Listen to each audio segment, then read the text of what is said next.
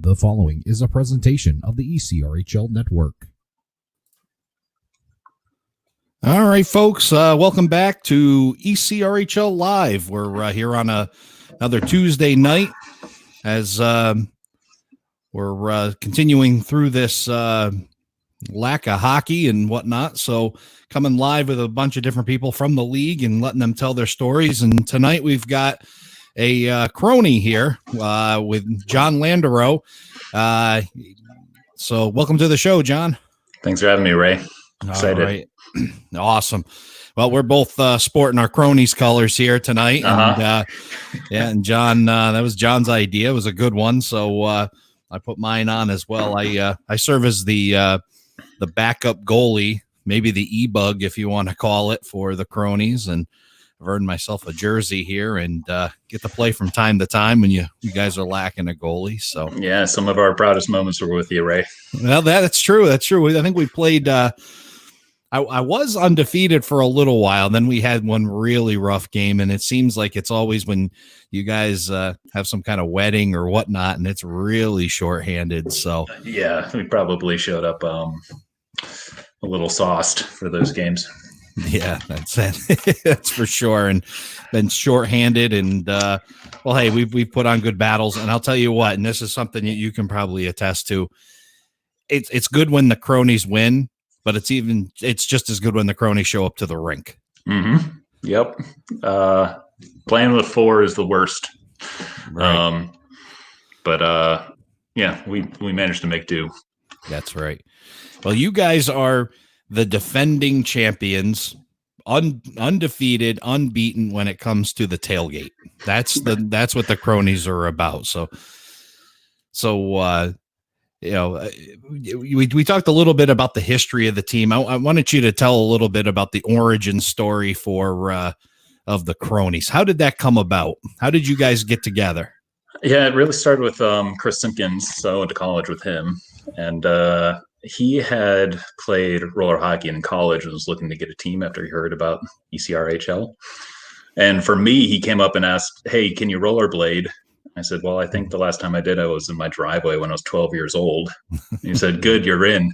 Yeah, there you go. And kind of cobbled together this crew that we had. Half of us had never skated. The other half had skated maybe, a decade prior.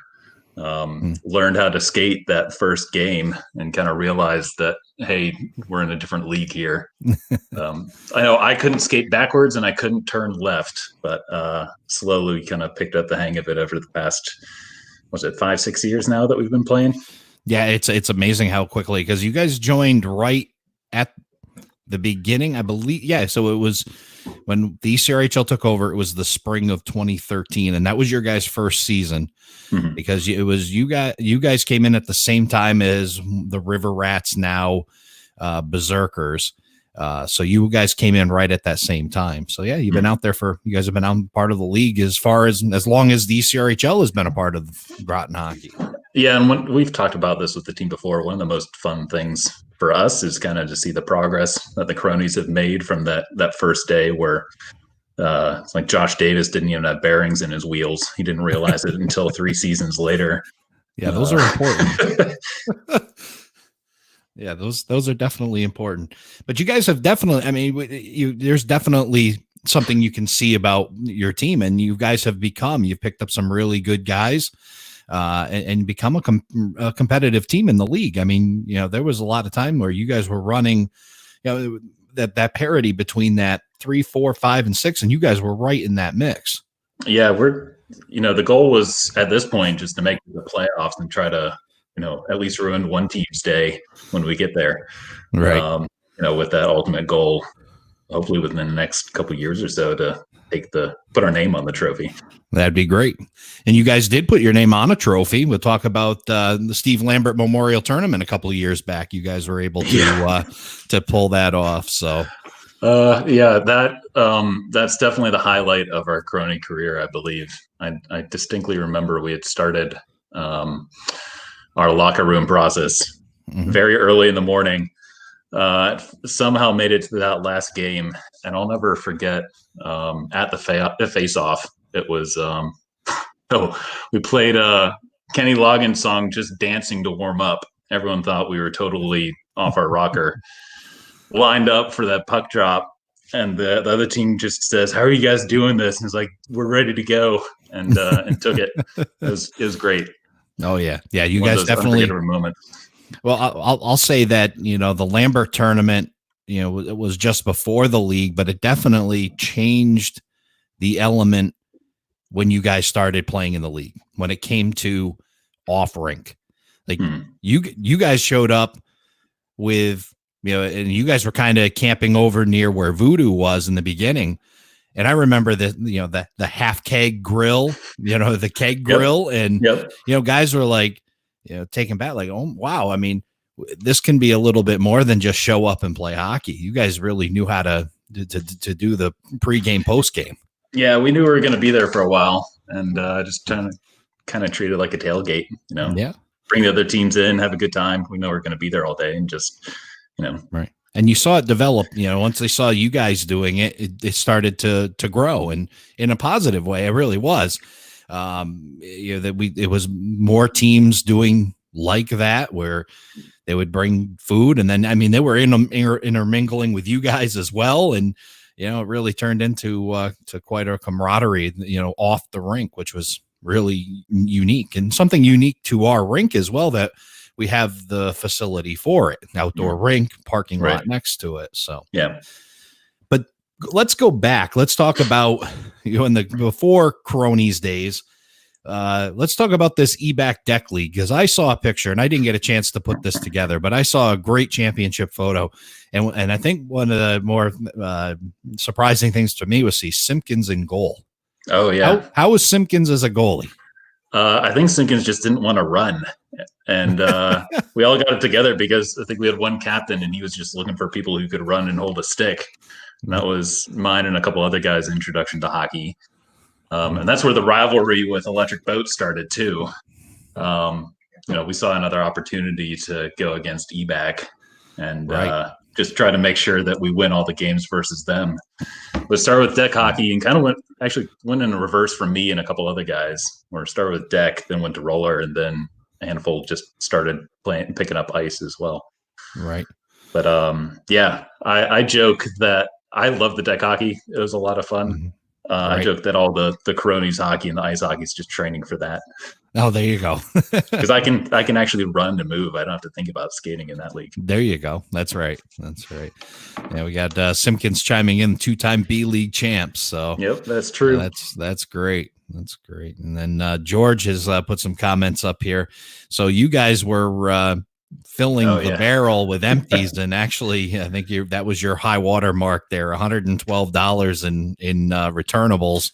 And it's what, 5 cents a can? Yeah, 5 cents a can. Yep. So I don't know. Yeah, I'm not a math whiz. You can do the math and you could figure it out. But that was a lot of returnables. So good work by you guys. So when we found out that was how we were going to fund the website, or at least partially, we kind of made it our own personal goal to you contribute. Stepped up big time. Stepped up big time, and that's what the Cronies do. In fact, I think Simpkins looking for some more returnables, asking where your beverage is here. Hold on one moment. Okay, well, he's gonna go get his beverage. Oh boy, it sounds like this whole place is coming apart. Good call, Chris. Good call. Sorry. There you go. All right. Yeah, here we go. Excellent work. Yeah, and I want to bring that comment back up again, Todd, echoing that the Cronies have built a great culture that attracts with all in the league. You guys are awesome. So there's Todd Bouquet from Navy. And Josh is claiming that tailgate champs. Mm-hmm. So, awesome. And Simpkins approves of your beverage there, so that's good to see. Good. I almost embarrassed the team. Hey, no, you didn't. No. You've got it all squared up now, so everybody's good. And I'm drinking milk, so I guess I'm letting the team down, but I'm just the e-bug anyway. So usually I can't go over and drink till afterwards with you guys, but I've shared a few with you, and I tell you, it is a great group and a great team, and you guys are. admired among the league, and not only that, but the way you guys have grown, and I don't want to go too deep, but fall 2013 was a trying time for your team too, and to see how you guys came through that. Yeah, was that our second season? That was your second season. Yeah.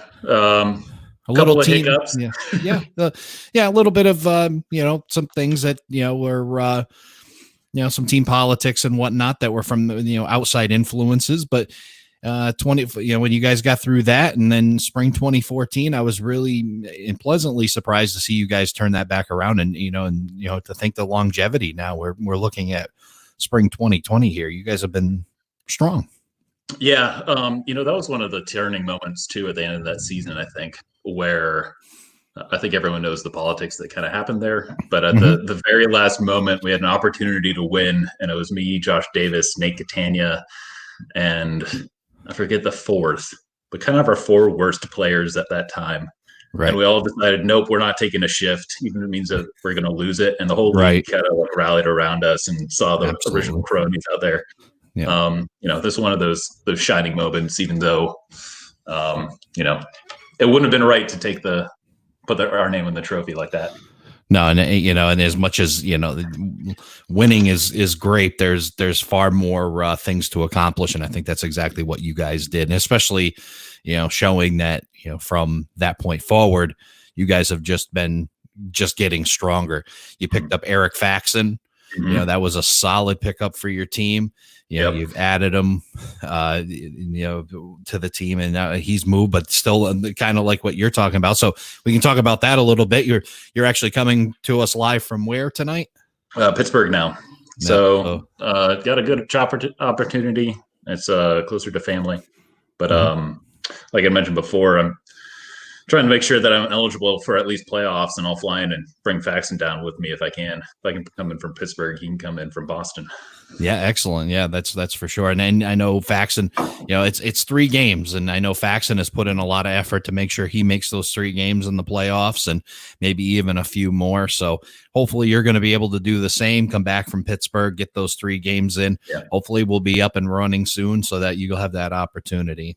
Yeah. And thank you, Ryan. Appreciate that. And we're just getting rolling here. This is our 3rd show, and just getting our feet wet and getting comfortable here, and doing some interviews with some of our players in the league, and talking about not only the league itself and their playing time, but what also they are doing in the during this unprecedented time, and keeping busy without hockey. So let's talk about that, John, because you were talking a little bit, and I know we've seen that, and there's been a great day article about what you've been up to. But when this whole COVID-19 thing struck, and it's hitting us really hard right now, and we've got a lot of concerns. But you have one that's personal to you, so I want you to go ahead and tell us about what you've been up to.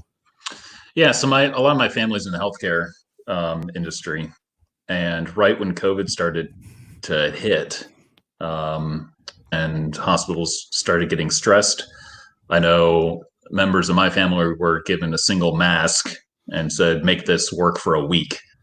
And it's because people have essentially done a run on all the hardware stores and everywhere that they could to kind of hoard these masks. And what happened was a lot of the healthcare workers were the ones that were affected by that. The ones that actually needed it couldn't get them because people at their home that frankly didn't need them were holding on to them. So about the same time, people were sending me links to 3D printed models to see if I had heard about it or be interested in trying to print it. And, just the way things played out, I had the conversation with my family. I got that same kind of notice, and I said, all right, let's see what this is about. Printed a couple ones, spun up my team with the Enable Community Foundation. We talk about that a little bit as well.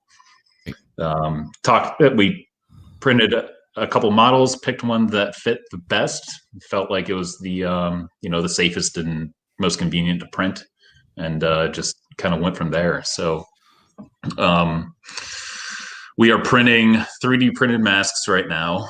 It's kind of a hard chassis that will consume only a portion of the N95 mask. and kind of extend its use by up to 5 times by just using a portion of the filter itself. That's very incredible to be able to do that and give, make more life out of what you said is a disposable mask. Mm-hmm. And what I've been telling people is, frankly, I hope to not have to print these. I hope that people just take their masks and donate them to people that need to use them professionally. But it's at least a short-term solution to ease some of that pain right now. But one of the remarkable things for me through this whole process is, the number of the people just trying to help in every way that they can. I've got a team of about 20 to 25 printers at least. Had another old friend set up a Facebook group that, these are the pictures right there. Right. Set up a Facebook group to kind of coordinate with people and ask questions and figure out each other's printers and coordinate with who needs to get the deliveries. A good friend of mine set up a website that has a forum online for people in the industry to request a number of masks. And let's see, I need to filter this a little bit, but right now we're up to, since that article came out, over 700 requests for these masks. Wow. You take out some of the heavy hitters, it's probably around 400. We've delivered about 100 now, and I've got another 80 that are prepped to go. Oh, that's amazing. But yeah, it's really been, for me, it's been really rewarding just being able to be part of this. But it's also been cool seeing the community come together and really try to contribute where they can. I want to make sure. But we got your car there. Let me see. I got away from your mask. So yeah, I'm still learning the screen share. How's that? Can we see that? There we go. So there's another shot. Yeah, that's me prepping the latest batch that I've received. So just to try to organize everything, I've been having people send me the masks, I assemble them, and then ship them out. That's fantastic, John. Yeah, I see that you've shipped. You're shipping that picture here as well. That you're getting them out quickly, and then you've got a whole team helping you. That's absolutely fantastic and a great way of stepping up. In a time of need. If someone were to ask, and I know, go back to, if anybody hasn't seen the article in the Day, definitely go to the Day and check that article out. So some great information there. If somebody were to say, what's the best thing I can do right now to help, what would your recommendation be to them? If people have the filters and can contribute, as in donate to the hospitals, but I'd start there. My understanding is a lot of the heavier hitted cities like New York and in the South, I know New Orleans is getting hit. They're hurting for masks right now. So if you got them, send them out. For the purposes of the public, the cloth masks are doing the job. It's really just to prevent the fluid transfer to yourself or to other people. Yeah. No if you have the assets to print, we have a Facebook group. You can certainly join that. There's a good community going on right now. It's called 3D Printing Masks for Healthcare Workers. I can share this link with you, Ray, if you want to share. Yep, and then I'll put that up for you. And there we've set up links for people to track how many masks people have printed, and the people that are also requesting them. Right. And then, if you don't have a printer, want to help, shipping cost is really the most expensive thing. We're not asking for any kind of monetary compensation whatsoever. But also, if you have access to the elastic bands or the neoprene sheet, I know the team's looking for that material, or the 3D printed material itself. It costs about $1 per mask to do these, but that's amazing. That just a low cost, and you can do so much with a 3D printer. Right, but you figure the $1 times 500 by the time we're said and done. Right. With all the shipping, that starts to rack up. So sure.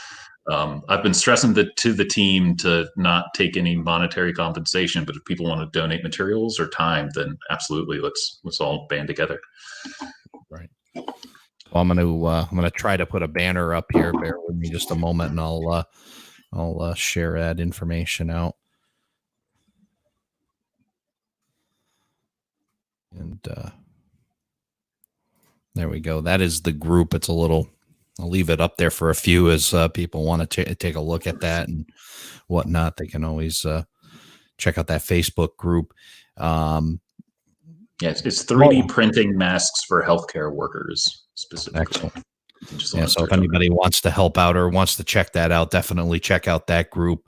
You can always, if you want to get in contact with John, either you can reach out to him on his Facebook page, or you can reach out through the ECRHL Facebook page, and I'll definitely forward that along to John as well. It's great to anybody that can get involved in any way to help out and keep this cause going, and help do their part to hopefully eliminate the risk and get ourselves back to a normal state where we can go back to some kind of at least a new normal for a while. Right. So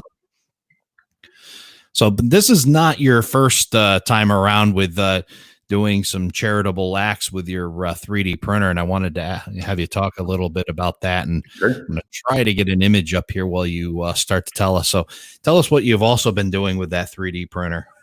So I bought the printer initially to print parts for my telescope hobby, and I realized that to justify the cost of the printer, see if there's any charitable organizations out there, and stumbled upon this really amazing kind of crowd-funded organization called the Enable Community Foundation. Mm-hmm. And what they do is they pair people with 3D printers to people that are in need for a prosthetic limb, whether it be wrist actuated or forearm actuated. They're all people who otherwise couldn't afford, a very expensive prosthetic. So when I first started this a few years ago, just to put some costs in perspective, I think a aesthetic arm, so one that doesn't grasp or have any real function to it, but from a distance looks like an arm, I think was upwards of $10,000 to get it professionally done. Right. I can do a full-sized adult arm that is able to lift a water bottle for $17 total. Holy moly! Wow, that's amazing. Yeah. So I just put my name in the hat and got paired with an individual in Ghana, and that's kind of where most of my arms have gone to date, just because I have those international connections now. But I think I'm up to 26 arms now that I've done both domestically and internationally. So that's Moses. He was the first arm. And you can kind of see some of the parts prior to assembling it on that. Right. It's one of the most rewarding things I've ever been a part I can of. imagine. Yeah, that's phenomenal, and for sure. So I had a bit of experience prior to it. I had the printer, and again, the material's so cheap, you might as well keep it running. And just being able to help someone out and have them be able to pick up something simple like a water bottle has it's been incredible. But yeah, it's all through the Enable, E-TAC, and then capital N-A-B-L-E Community Foundation. Right.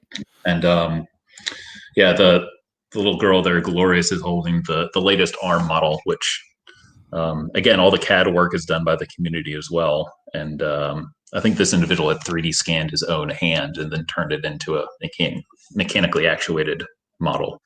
Wow. It's really a cool thing to print out and be able to give to somebody. But yeah, so that's how I started. That's why I had these this equipment to print the masks, because I kind of already had a bunch of contacts and the stuff to do it, to immediately kick into gear and start sending things to people. And it was because of this.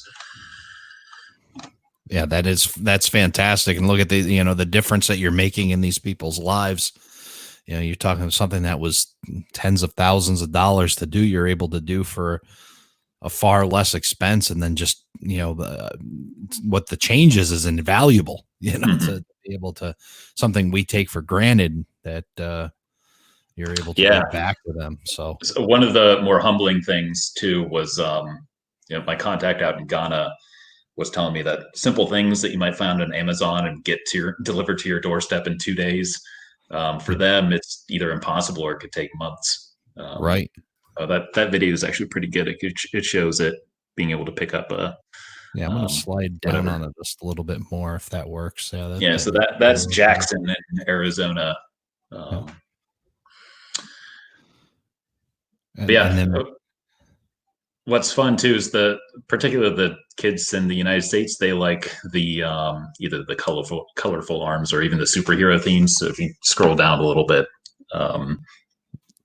yeah, Tyler in West Virginia wanted a Batman themed hand, so we're able to do that pretty easily. oh, that's awesome. Yeah. That is awesome. Yeah, now it gives him, through it gives him joy through his new hand. That's phenomenal. You're able to do that. This is even being able to. Yeah, that was an interesting one. I actually just received that one back, or the silver one I sent to him. I received his original one to repair, but he's been using the hand to throw a tennis ball up so they could play tennis in his with his high school. That's awesome. That's really awesome. You're able to give through that somebody their ability to do this. It's just phenomenal. Oh, yeah, and then the Spider-Man hand. That's really cool. Yeah, it's it's a good way to put some of the things that I've learned over the years to actual use. Yeah, and putting a machine to use, for this kind of good. Instead of just making trinkets. Fantastic. Yeah. Anyone who's listening with it and has a 3D printer, these models, a lot of them, again, they're incredibly inexpensive to make. They're very easy with a printer to print. And there's an entire website that pairs printers with people who are requesting it. So let me send you that link too, Ray. Yeah, and I'll definitely put that up. And then if anybody wants to check out any more of those pictures, I put up your website as well, jtlandreneau.com. Definitely check that out and check out the work that John has done here. It's really, really impressive work. Yeah, so the Enable Community Foundation, they set up this this website to pair people with 3D printers to individuals that are in need of a prosthetic. Yeah, that's amazing. So yeah, let me get that link. I'm going to put that up there for you, and then just bear with me one moment. I got to be host and producer here, so. I'm not only going to put that. I'll put that up in a.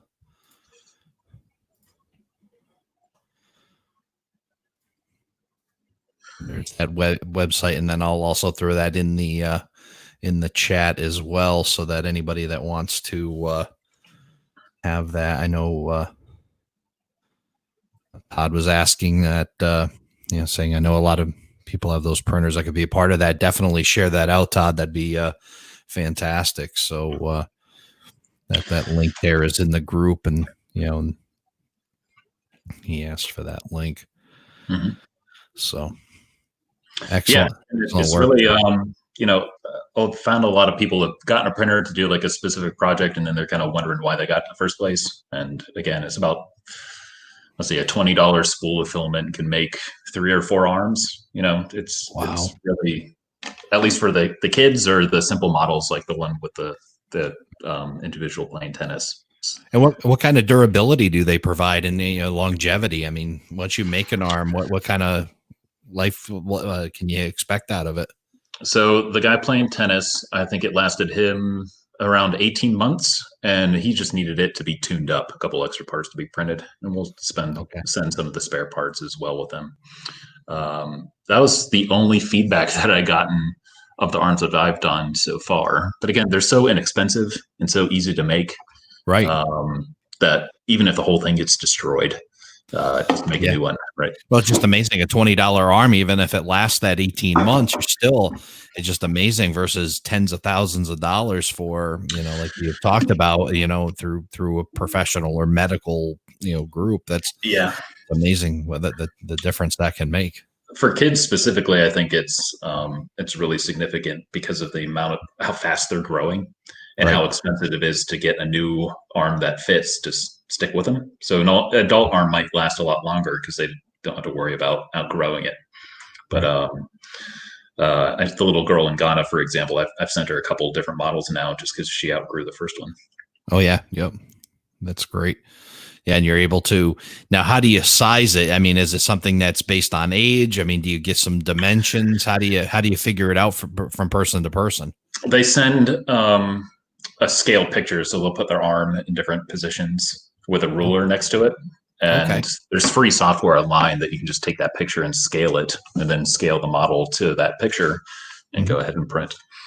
Oh, that's fantastic. Yeah, it's fun seeing the technology these days and how easy it is to produce something with freeware. Right. That's yeah, that can make a difference in the way you've done.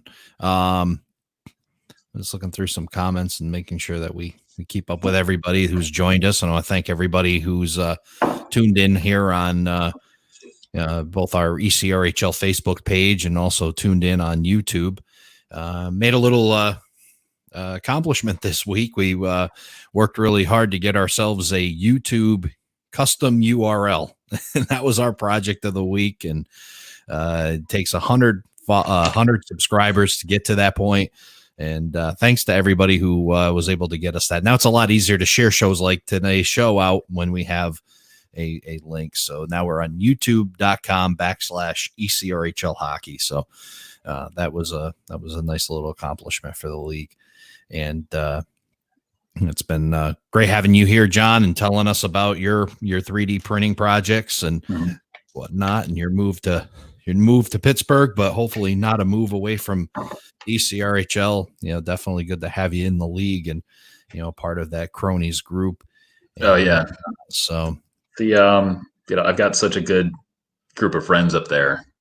It was definitely the hardest decision just because of that. I mean, the league really played into it as well. We've had that conversation with a couple guys on the team that, frankly, one of the things keeping us in Connecticut is the fact that we've got this really tight knit group of people that meets every weekend to just have a really good time. Yeah, absolutely. Hockey's fun, but it's really just us being a group together, hanging out before and after, and just trying to kick ass along the way. Right. And that camaraderie goes, it's nice to see, I'm friends with a lot of you on Facebook personally, and I see the, the events that are going on and so what, but, girlfriends, wives, they're all hanging with each other. You've got, weddings and showers, and now a lot of those cronies have hit the, having babies now. So, they're as scary as it may be for a crony to be a father, that they definitely have dove into that. So, so you've got the still that core group together, on the rink, off the rink, private lives. It's really great to see such a huge group of friends and glad to have it a part of our league, because it really shows us what can be done with a hockey team. My teams back in the day, the Express teams, were like that. We were a good core group of guys, good tight group of guys, and it's good to see another one that's a really good group like the Cronies are, and glad to be I'm a part of it as debug. So that's definitely fun. Yeah, we there's been a few people that have come and gone, and the big thing for us is can we have a good time before and after the game? I think a big Josh joined the team. He was right with us, or Joe Gill joined the team. It's just like us joining, not being able to skate, but you'll pick it up along the way, and we'll have a great time, win or lose, regardless. Right. My experience, and I think most of the team is going to agree, the guys that are just there to win and only think about hockey and only care about hockey, that's not who the Cronies are. Like, you got to have fun with us before and after too. I would definitely be remiss if we didn't, before we leave here, is touch upon the as Todd's chiming in here about your culture and whatnot. So and great points. The Carl's Cronies name, and then what you guys have done with the whole thing. Because I mean, mine's kind of showing a little bit higher than yours, and you got yours, So tell us about the Carl's Cronies name, and then what you guys have done with that. I mean, who doesn't love Bill Murray? So we're when we were first putting the league together, we were trying to think of some names, and settled on Carl's Cronies, and saw an opportunity to we went through the list on IMDb of all his movies. So all of us, we don't have any of our own names. So I got Bankman. I don't know. Shot. Yep, that's got it. Yep, perfect. And I put the Venkman patch on the front too, just because I have a soft spot for the Ghostbusters. But every one of our names in the back is one of his characters, one from one of his iconic roles. He had visited Rhode Island one moment, and Joe Haskins was at, I think, a wedding that he had just randomly showed up to, and he was just like trying to see if he can get home fast enough to put that jersey on and show him what we're about. And, that's great. We'll get him at the rink one of these days. He'll hear about us soon enough. Well, I try to do my part whenever we get a photo of the Cronies, and it was great that we saw. Let me scroll back here. The Matt from Rockstar out in Edmonton chiming in. These are Rockstar jerseys, and these are definitely one of the standouts in the league. It was based off a Minnesota Waves jersey, right, from a movie. Honestly, so we got Nate Catania is the one that really has a passion for making really good looking jerseys. So I think he might have been at the heart of this color scheme, and I know that he's got something in the works for future seasons as well. Right. So this jersey is actually the base of the Minnesota Waves, which was a fictitious hockey team that Gordon Bombay played for in the Mighty Ducks. So a lot of movie tie-in, not only with the Mighty Ducks, but then obviously the Bill Murray references. Mine is Daryl. That's the character he played in the movie called The Razor's Edge, and as close to as Ray as I could get, and been called Razor from time to time from a few former teammates. So that worked out well. And then I know, here we go. D2 Mighty Ducks knockoff from Simpkins. The captain's chiming in here and taking the lead. So, it's fun showing up in this jersey and pickup leagues too, because people will kind of raise an eyebrow and then, halfway through the game realize, oh yeah, I get it. There's something very humorous with what happens with these jerseys too. And I don't know if you've noticed it, but like in every still photo, and I take some game photos when I'm not in goal or doing other things, I try to snap some photographs. Every single photo, the face looks different because it's just a little wrinkle just changes the expression on the face. So it really is. And that's, the spackler face that's on the front of the jersey. It definitely changes, in every angle. So that makes it even more humorous for sure. Yeah, it mirrors some of our own states. They do pretty much. Yeah, you guys are. Yeah, I don't think you could come up with a more iconic or better name for your group than Carl's Cronies for sure. So, Todd Paquette saying that I hear Bill Murray's son bartends in Middletown. Have to get him a jersey. Yeah, there you go. Get one hung up in a bar somewhere. So you say there may be rumors of a potential new Carl's Cronies jersey coming along at some point. Yeah, Nate Catania, he's the genius behind that. So I think he's holding his cards pretty close to the chest, but maybe in the upcoming seasons we'll see something new for the team. Yeah, maybe we'll have to, we'll get him on here. Maybe we'll do a reveal right here on ECRHL Live and show it off. So that'd be great to do. And then the captain again, we're going to miss you, Johnny Hockey. Well, hopefully you won't have to miss him too much. Hopefully he'll be back and seeing us a bit. So Chris did a pretty interesting when he did his first birth announcement. Do you remember seeing that? Oh yeah. That he shoots, he scores. Yeah, slipped one by the goalie photo shoot. That was a classic. Yeah, and little Tay is going to be a future Crony for sure. Yeah, well, the captain saying that jersey is going to debut at the Lambert, which I'm looking forward to as well. Next week, speaking of Lambert, next week on ECRHL Live, we're going to have Brian Flynn on. Brian Flynn from. Well, I guess we have to find out what the name of that new team is. Former Voodoo, but Brian Flynn is actually former or current Express hockey player. We're going to talk about Steve Lambert next week. It's coming up on the anniversary of his passing, so we're going to do a little show and talk about Steve-O and share some memories and whatnot from some old Express guys and talk about some early days of meeting Steve down in Groton and and share some of that. So that'll be next week on ECRHL Live. So, well, John, I appreciate you coming on and sharing all the things you're doing. And I want to thank you for all your hard work and the things that you do for the community, not only with the COVID-19 issue, but what you're also able to do for some, folks with prosthetics and whatnot with your 3D printing capabilities. So thank you for that. Thank you for coming on and sharing the story. And for anybody that's out there, again, go back through the chat here that'll be posted up on Facebook and YouTube.